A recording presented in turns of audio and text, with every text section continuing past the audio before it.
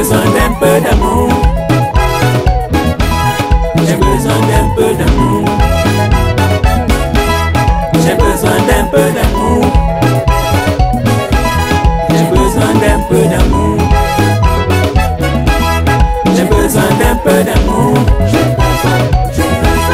J'ai besoin d'un peu d'amour. J'ai besoin d'un peu d'amour. J'ai besoin d'un peu d'amour. J'ai besoin d'un peu d'amour. J'ai besoin d'un peu d'amour. J'ai besoin d'un peu d'amour. J'ai besoin d'un peu d'amour.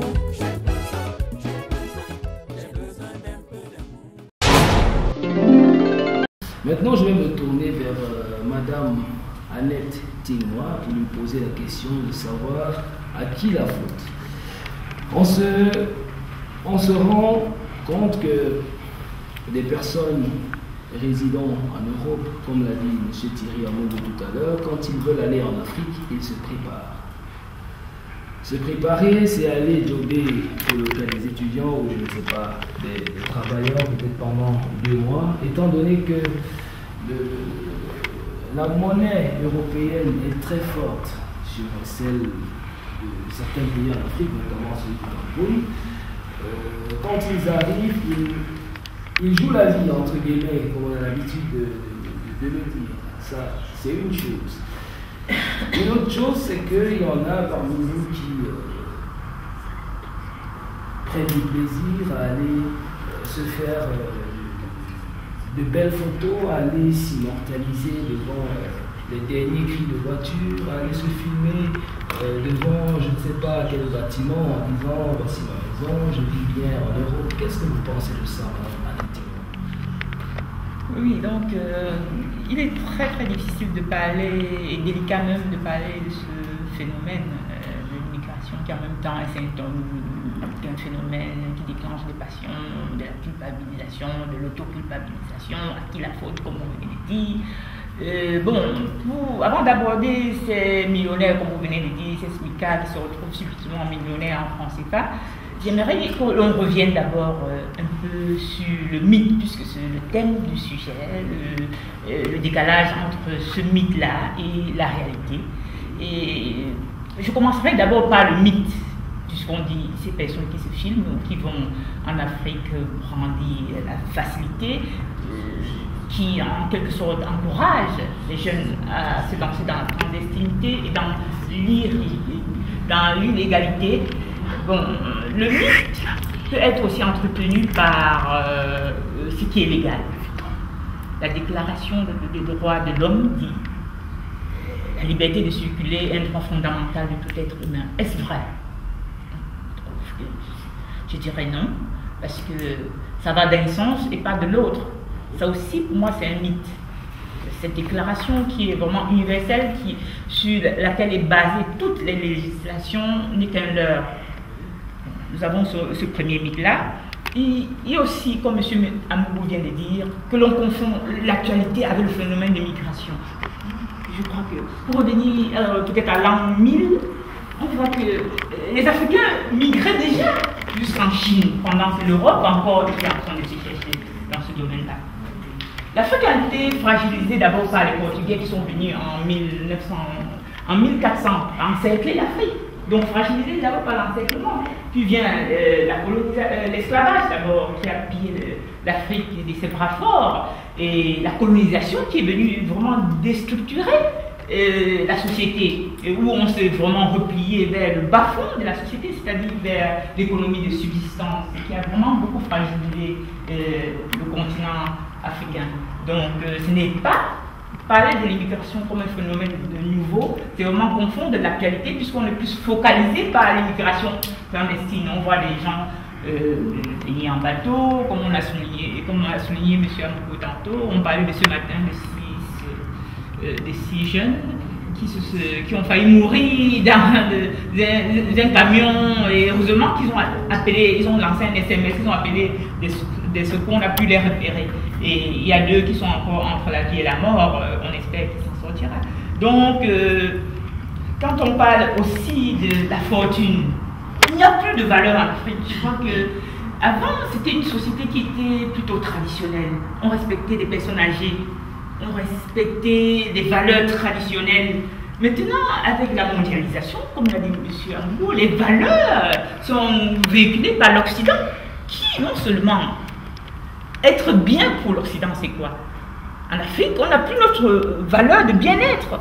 Être bien, c'est quoi? C'est rouler dans une voiture. Être bien, c'est quoi? C'est avoir la lumière. Être bien, c'est quoi? C'est ouvrir l'eau et l'eau coule. Être bien, c'est quoi? Ce n'est pas avoir mal. Être bien, c'est quoi? C'est ne même pas souffrir. C'est avoir le minimum pour vivre. Et c'est ce qu'on inculque à nos jeunes actuellement. Et ceci est véhiculé, comme on l'a dit, par la mondialisation, par Internet, où tout circule et tout est n'importe quoi. Donc tout cela entretient le mythe. Vous avez parlé actuellement du mythe de l'immigré quand il rentre. Il est tellement respecté. Il est signe de réussite. Mais ce n'était pas le petit garçon qui vendait les arachides au coin de la rue. Mais regardez, il a une voiture. Donc Mais ici, nous sommes tous conscients que la vie n'est pas facile. Ces personnes-là qui vont véhiculer cette image-là savent consciemment ou inconsciemment que ce n'est pas la réalité ici. Ici, la vie est difficile. Ici, pour gagner, disons que le salaire moyen est de 1500 €, ce qui équivaut à un salaire, je parle du Cameroun, qui est mon pays d'origine, de 200 000 francs CFA. Parce que quand on prend les loyers ici qui sont exorbitants, la vie ici n'a pas le même coût que celle de l'Afrique. C'est vrai qu'avec l'euro, quand on le convertit, on devient subitement millionnaire en francs CFA. Mais c'est un leurre, autant pour la personne qui vit ses vacances comme ça, que pour les jeunes qui sont vraiment d'admiration. Donc je continuerai toujours sur le mythe, en disant, avec le phénomène de fatalité en Afrique, c'est arrivé comme ça, j'ai pas de chance. Donc, oui, on ne fait plus d'efforts. Et vous voyez aussi avec le transfert des footballeurs, on parle des millions, des centaines de millions. Comment convaincre un jeune que non, allez, va à l'école, c'est ça qui te sauvera. Va à l'école dans ton pays et c'est ça qui te sauvera.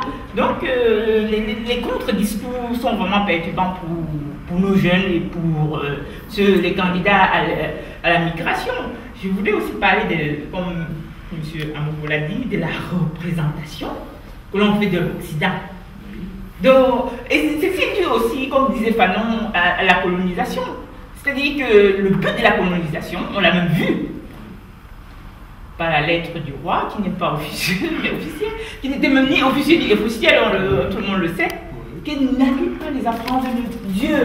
Ils connaissent déjà leur Dieu. Apprenez-leur la certitude, apprenez-leur le respect. C'est comme ça qu'avec la colonisation, on a déstructuré une société, on a inculqué un modèle, c'est-à-dire que c'est un blanc qui connaît les biens, il fait comme un blanc. Chez nous, c'est un compliment. Donc, tout ça fait que le jeune rêve être dans cette atmosphère.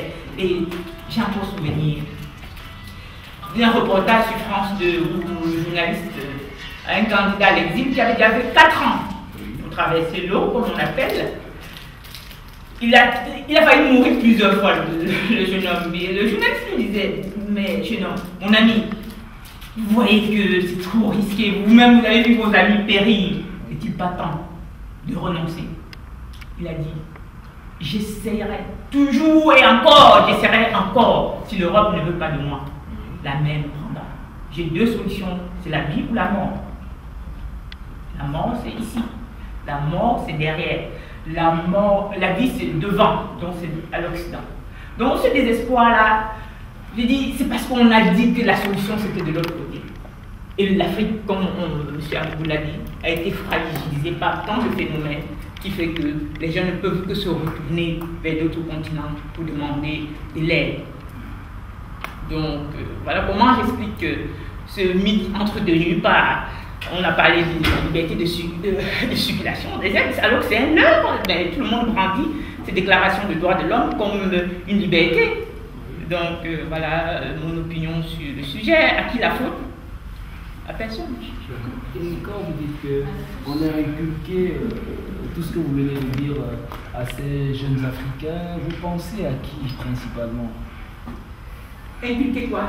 Inculquer des valeurs du genre la mort c'est derrière, c'est ici le paradis, c'est vers l'Europe qu'il faut y aller. Oui, donc j'ai dit, comme on a dit, c'est des feuilletons.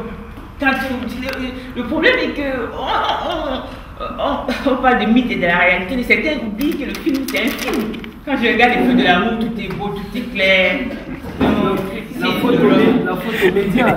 Non, seulement c'est la faute aux médias, c'est la faute aussi à la communauté internationale. L'Afrique a été fragilisée par plusieurs phénomènes. Je dis que l'Afrique a été, on a vu tous les films de Franc-Afrique, l'Afrique est pillée et a toujours été pillée.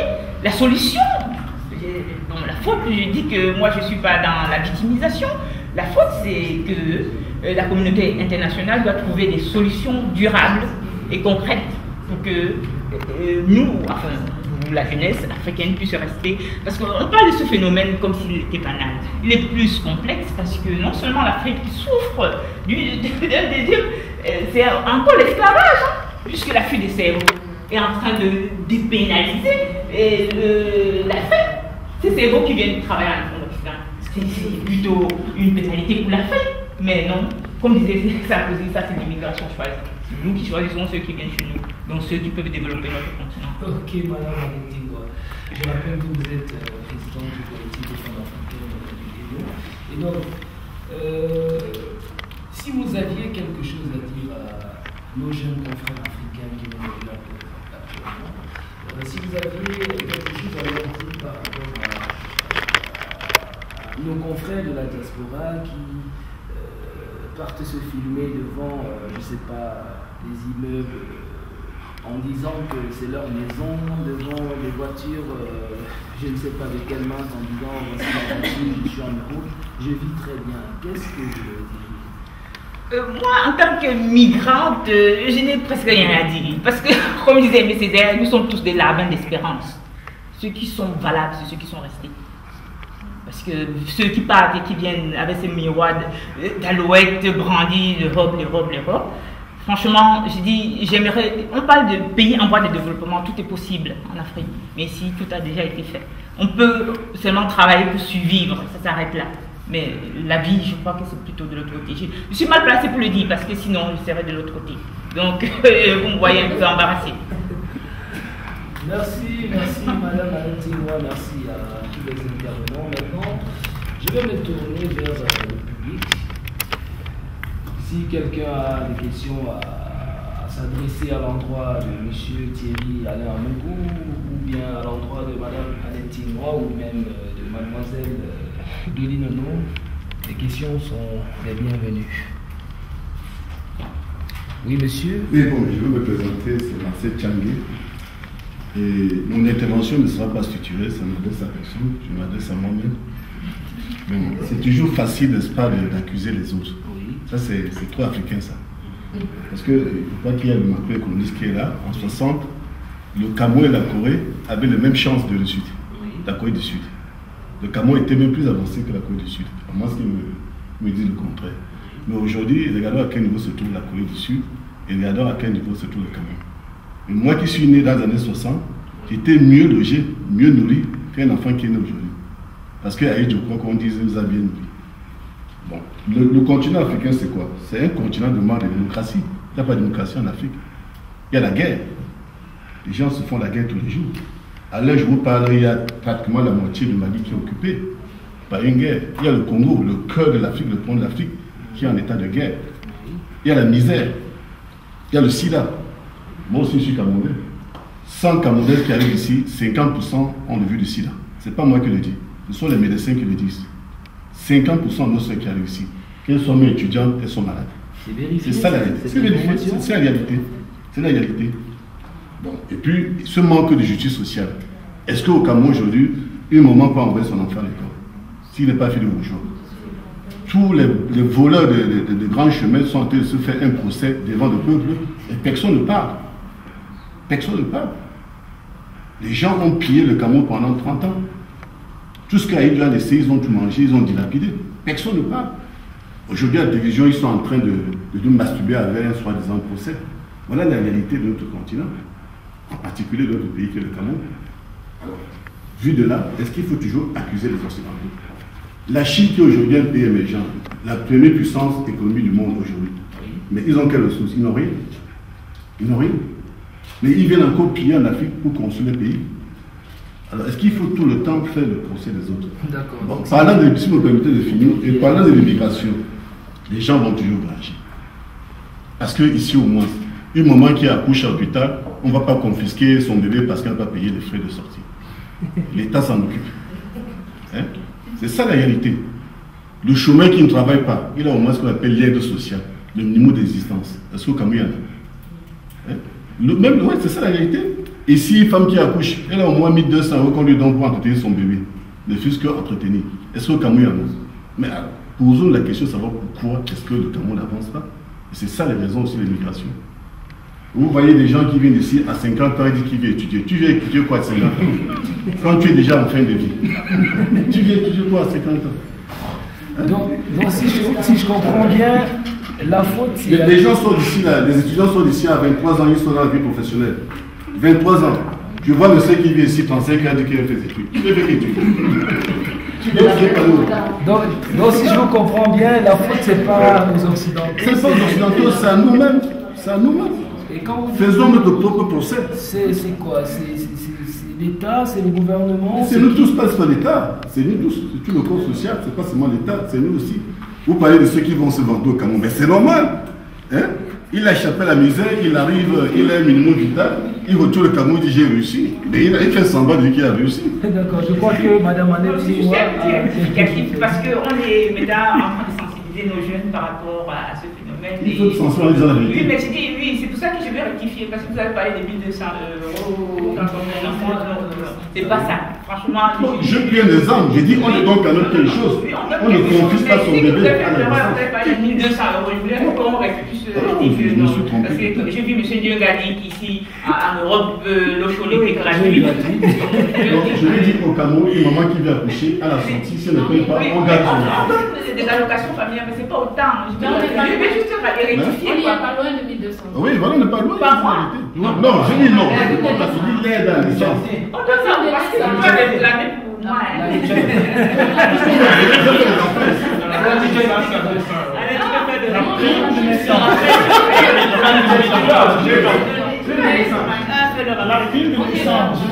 Je vous envoie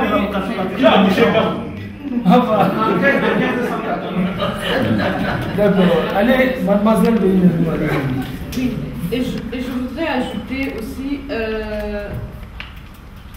par rapport à aux accouchements, quand on va à l'hôpital, c'est vrai, on ne nous arrêtera pas, on n'arrêtera pas le bébé, mais on ressort avec des factures qui nous retombent quelques mois après. Les étudiants? Pas tout le monde. Mais moi qui travaille, qui suis travailleur, c'est l'État qui fait la grosse partie. Au Cameroun, personne. La grosse partie, mais pas la totalité. Oui, mais c'est bien des choses. Et on paye les assurances.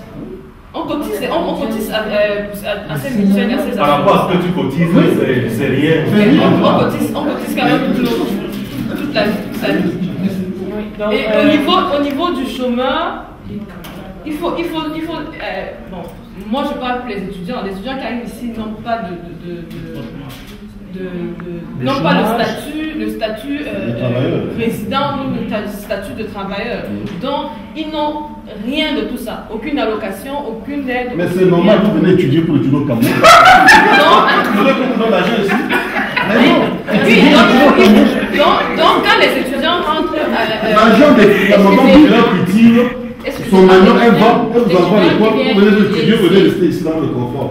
L'étudiant qui vient étudier, s'il a un garant, le garant peut sur les allocations familiales pour l'étudier. C'est Et si vérifié. le garant est chômeur ou qui travaille, il perçoit les allocations familiales, mais il faut voir l'âge. L'âge, c'est juste 25 ans, c'est fait des études. Je passe la parole à madame. J'avais eu une intervention justement par rapport à ce que vient de dire monsieur. Oui. C'était vraiment très intéressant et on se rend compte qu'en fait, l'immigration, les gens viennent sans savoir où ils vont en fait. Et moi, c'est un point que je trouve très très important, c'est-à-dire que celui qui immigre doit au moins prendre la peine de connaître là où il va. C'est-à-dire que voilà, en quelques temps, on a dit, on donne 1200 €. Quelqu'un m'a écouté, m'a dit que donc je pars à la page, j'accouche, j'ai 1200 €. Et c'est vrai, c'est ça la réalité. C'est-à-dire que moi, je ne suis pas contre que les étudiants prennent même 1 million, mais venez en connaissance de cause. Ne venez pas dans le leur. C'est-à-dire que celui qui vient, qui sache que je suis étudiant, je dois payer ma chambre, je dois manger, je dois payer mon transport pour aller ici. Le transport, c'est pas le taxi 100 francs. C'est au moins 600 € par mois de transport qu'il faut payer. Il va sortir ça d'où? Vous sortez d'une famille où on s'est saigné pour faire la caution pour vous envoyer. Est-ce que tu vas appeler ta mère pour dire tous les mois 600 €? Jamais. Et si dans nos familles nous avons 3 enfants, nous avons envoyé, nous pouvons envoyer 600 € x 3 à chaque enfant. Si ce n'est pas des enfants qui ont les moyens, si c'est ça.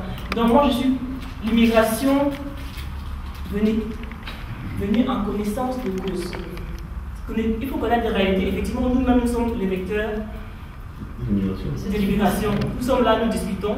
L'autre va dire tu es là, tu as 6 enfants en Belgique, dans un beau salon, pour discuter. Mais on discute, c'est vrai que pour vous donner, c'est ce que nous on a vécu. Oui. On vous donne les réalités, ce qu'on a vécu. Il va peut-être vous répondre oui, mais toi tu es là-bas. Je suis peut-être là-bas. Viens dans ce cas, je ne suis pas contre que tu viennes. D'accord. Mais sache que les réalités de ce que tu crois ne sont pas celles-là. Avant de passer la parole à une autre personne, je vais quand même apporter un bémol à ce que c'est monsieur comment Tchangui. Monsieur Tchangui tout à l'heure. Je crois quand même que quand on parle d'immigration, on s'intéresse beaucoup plus à l'immigration clandestine. Je ne pense pas que quelqu'un qui quitte l'Afrique et qui débarque en Belgique est d'emblée travailleur ou bien, je ne sais pas, est étudiant. Déjà que les étudiants même apparemment ne bénéficient pas de tous ces avantages dont vous venez de parler. On prend le cas de quelqu'un qui décide de partir de l'Afrique en disant je viens me chercher. Il atterrit en Belgique, il aura, si c'est le cas d'une fille qui accouche, elle aura ses 1 200 €. Mais non, il faut qu'elle s'intègre. Elle va s'intégrer comment? Pas le travail et la formation. Pas le travail quand vous venez. Mais c'est ça les conséquences d'aller chez les autres. Vous n'avez pas de papier. Quand vous voulez aller chez les autres, il faut assumer. Restez dans votre pays et construisez votre pays. Je vais passer la parole à une personne. Allez-y. Oui, je suis Guillaume Gobet, je suis responsable associatif ici à Charlotte. Je crois qu'il faut revenir un peu au thème de notre rencontre ici aujourd'hui. L'Europe est-il un Eldorado? Donc, pour ce genre de questions, on peut répondre par oui, on peut répondre par non. Et quand on a suivi les propos de M. Amougou tout à l'heure sur la misère que les gens vivaient en Afrique, pour certaines personnes, oui, l'Europe est un Eldorado. Et il faut l'accepter. Parce que moi, je prends le cas d'un sauveteur qui n'a pas de quoi manger, qui n'a même pas un enfant qui n'a plus aller à l'école, ses parents n'ont plus les moyens, qui à 18 ans se retrouve au marché central à décharger les camions et qui ramène 1500 francs CFA par jour. Qu'est-ce que vous pouvez expliquer à cet enfant qui, lui, est déjà dans l'enfer? Il vit l'enfer, il vit dans l'enfer. S'il a la possibilité d'aller en Europe, même clandestinement, moi je ne serais pas contre qu'il aille. S'il arrive ici et qu'il réussit à avoir un statut social, parce que marié rapidement à une européenne, régularisé rapidement, ayant trouvé un travail d'ouvrier à la Sonaca ou bien à Caterpillar, et se retrouvant à 1 200 € de salaire par mois, il a une ascension sociale normale. Alors ce gars-là, oui, pour lui, l'Europe est un Eldorado. Donc maintenant, le cas de l'enseignant dont vous parliez tout à l'heure, qui effectivement, parce que avec tout ce qu'il y a comme information ou désinformation sur la vie en Europe, décide de laisser sa famille, de laisser son boulot avec 300 000 francs CFA par mois, et arriver ici en Europe, soit en Belgique ou en France, se retrouver à dormir dans le salon de son cousin, parce qu'effectivement, n'ayant pas de place pour se loger ailleurs, et qui vit avec le souvenir de son salon en cuir qu'il a laissé à Bonamou Sali, ou je ne sais pas. Oui, pour lui, il n'est pas un Eldorado. Parce que le temps qu'il ne retrouve une vie sociale, une situation, et surtout que lui, par rapport au sauveteur, va vivre avec la nostalgie d'une vie meilleure que la vie qu'il avait quand même au Cameroun, va se retrouver, lui, par contre, en enfer. Donc, il faut un peu, il faut sous-peser les propos. On ne peut pas dire c'est bien pour toi. On ne peut pas généraliser ce genre de situation. Donc moi, on a avis, il faut regarder la situation au cas par cas. Il y en a pour qui la seule solution, c'est vraiment l'Europe. Et moi, je ne peux pas dire à quelqu'un comme ça qu'il ne vient pas. Il y a un bloqué, bon, aller, c'est quand même une galère. D'accord, je prends le cas du sauveteur, M. Guillaume Lobet. Je vais parler de manière un peu mathématique. S'il faut probabiliser ce cas, quelqu'un qui quitte, comme vous avez dit, un sauveteur, la probabilité qu'il réussisse est proche de 1 ou de 0. La probabilité pour qu'il meure au Cameroun aussi est proche de 98 de l'autre côté. Donc vous n'avez pas répondu à ma question. Le temps en Belgique, la probabilité pour qu'il réussisse en Belgique est proche de 0 ou de 1. Mais monsieur Moukoulaye, tout à l'heure, à partir du moment où vous partez d'un rêve et que là au Cameroun, il vit à 0. En arrivant en Europe, comme vous le dites, il est à 1 ou à 0, à 1 ou à 2. Mon cher ami, il va chercher les 1 ou les 2. Et c'est tout à fait normal. Hein? C'est la censure que tout le monde cherche. Allez-y, monsieur. Si je suis éducatif, vraiment, le débat est vraiment trop passionnant. Mais il faut le dépassionner. Moi, j'aime toujours qu'on parle sur l'étymologie, c'est-à-dire comment l'homme étymologiquement vit. C'est-à-dire tout être aspire au bien-être. Ça, vous ne pouvez pas le débat. Même l'Européen, dans sa vie, il aspire au bien-être. Si aujourd'hui, j'ai vu un film où on avait dit, et si l'Afrique devenait le paradis, comme on dit, Africa Paradise, et qu'aujourd'hui il y a tellement de guerres en Europe, des maladies, je crois qu'il n'y a personne ici qui va arrêter un Européen de migrer vers là où il aspire au bien-être. Donc c'est pour dire que le paradis se trouve partout. Même l'Afrique, là, c'est un paradis. Il y a certains qui vivent 100 fois mieux en Afrique qu'ici. Donc pour moi, le paradis n'est nulle part. Le paradis, c'est chacun qui sait là où se trouve son paradis. Et donc, comme j'ai dit, que tout le monde aspire au bien-être, donc c'est à chacun. Elle a bien dit, Annette disait ça, avec la loi fondamentale des droits de l'homme, on dit que l'homme est libre, il peut se mobiliser comme il veut. Pour moi, il n'y a pas de problème. Même si, et ce que Marcel venait de dire, refusons de culpabiliser les autres. Comme si c'est, je sais pas, c'est une malédiction pour le continent. Non, c'est à nous de mettre. Migrer aussi est signe de développement. L'Europe, il n'y a pas plus d'immigrés européens. Et je vais vous prendre quelque chose qui est passé tout récemment. Quand la guerre a déclenché en Côte d'Ivoire, il y a de cela quelques années avant pour la chasse de barbeaux. Je crois que quand on a demandé aux Français de quitter la Côte d'Ivoire, maintenant les statistiques sont tombées. Il y avait 15 000 Français contre 5 000 Ivoiriens en France. Et les Français ne voulaient pas quitter la Côte d'Ivoire. Et donc, si on parle en termes de statistiques, c'est plutôt les Européens qui migrent. Et jusqu'à l'heure d'aujourd'hui, il n'y a pas quelqu'un qui migre plus que les Européens. Ce sont les plus grands migrants. Et je crois que c'est grâce à cette migration qu'ils ont développé. Donc, même migrer, pour moi, c'est signe de développement. Donc, c'est à nous de pouvoir capitaliser cette migration. Mais où la migration africaine est dangereuse, pourquoi? Parce que même ceux du pays, au lieu d'exploiter les connaissances qu'on vient emmagasiner ici pour pouvoir rentrer, eux-mêmes ils nous poussent à migrer. Je crois que même ceux qui nous gouvernent ne savent même pas qu'on revient. C'est-à-dire quand tu pars, ils disent pas avec ta machin. Au moins si tu nous laisses en paix. Parce que quand tu pars encore, tu reviens, tu vas revendiquer des choses, tu vas essayer d'ouvrir là-bas. Donc eux-mêmes, ils nous chassent de ce pays. Donc je crois que nous qui ne voulons pas capitaliser la migration, et c'est pour ça qu'ici, même ces Européens qui sont là en train de dire qu'ils n'ont pas besoin de la migration, ah non, vous vous leurrez, ils ont besoin de nous. Quand tu regardes ici, c'est un continent vieillissant. Ils ont besoin de la main-d'œuvre. Mais ils disent qu'on ne veut pas accueillir tout le monde. Et c'est la raison pour laquelle Sarkozy était clair, il était franc. La migration choisie. Il le faisait depuis. Mais maintenant, ils le disent ouvertement. On ne peut pas accueillir toute la misère du monde, mais quand tu es meilleur, ils t'accueillent. D'accord, merci. Il y a M. Thierry Amougou qui voulait dire quelque chose. Déjà, je voulais dire merci à tout le monde pour les interventions qui sont hyper intéressantes. Je voulais juste donner quelques avis. Déjà, dès le départ, dire que migrer est en fait naturel. Il ne peut pas défendre à quelqu'un de se déplacer. Aujourd'hui, même migrer est un facteur d'intégration. Lorsqu'on parle de mondialisation économique, la mobilité devient un facteur d'intégration. C'est pas encore pour rien qu'on parle de flexibilité du travail. La migration, étymologiquement, ça veut dire se déplacer. Et nous tous qui sommes venus, on a migré. Voilà. Mais là, nous parlons de l'immigration au niveau international. Donc on ne peut pas mettre des gens dans des cases et dire il ne faut pas vous déplacer dans notre. Les gens ont leur vie à mener, ils font des anticipations, ils vont où ils veulent. Si ça réussit, tant mieux, si ça ne réussit pas, c'est leur problème. Ça, c'est un premier fait. Deuxième chose, la problématique que pose Marcel Tchangé, qui était aussi celle du bateau que j'ai décrivé tantôt, le bateau d'esclaves, des gens qui veulent changer les esclaves à douane, c'est de nous poser la question de savoir ce que nous avons fait du pouvoir politique depuis plus de 50 ans. Comment est-ce que nous avons réussi à transmettre aux jeunes Africains ce désir de rêver leur vie chez eux? Est-ce que ceux qui ont eu le pouvoir depuis 50 ans l'ont fait?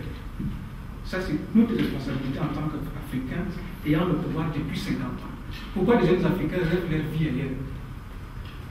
Donc, il faudrait répondre à cette question et trouver des réponses concrètes pour annuler cette question. Autre chose que je voulais signaler, c'est qu'il est fondamental, c'est ce qu'il disait fondamental, parce que les riches migrent plus que les pauvres.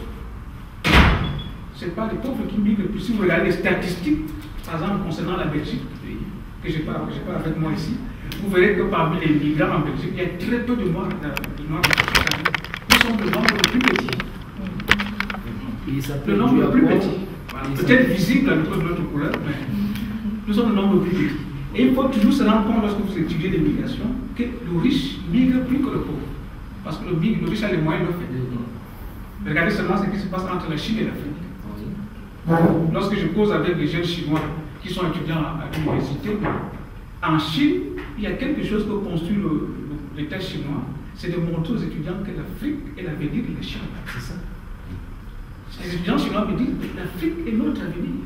On apprend le français en Chine pour aller travailler en Afrique, parce qu'on sait que l'Afrique a été colonisée une grande partie par la France et qu'il faut causer français pour aller exploiter les richesses qui sont en Afrique. Donc, vous voyez une migration qui est exploitée politiquement pour développer un pays. Ça c'est fondamental. Et puis, autre chose, c'est au niveau, justement, donc, de cette migration comme outil de développement. Lorsqu'on regarde des pays comme Israël, vous apprendrez sur ce que la diaspora israélienne a fait pour mettre ces pays sur pied. Donc, la migration, ce n'est pas toujours un facteur négatif. Ce n'est pas toujours un facteur négatif. Même lorsqu'on parle de l'Afrique du cerveau dont parlait Madame tantôt, on se rend compte que les effets nets sont difficiles à établir. Les effets nets de l'Afrique du cerveau. Parce qu'on se dit, le pays qui accueille l'Africain hyper diplômé, hyper compétent, il profite autant que le pays qui a perdu, le pays d'origine, le pays d'émigration de cet Africain.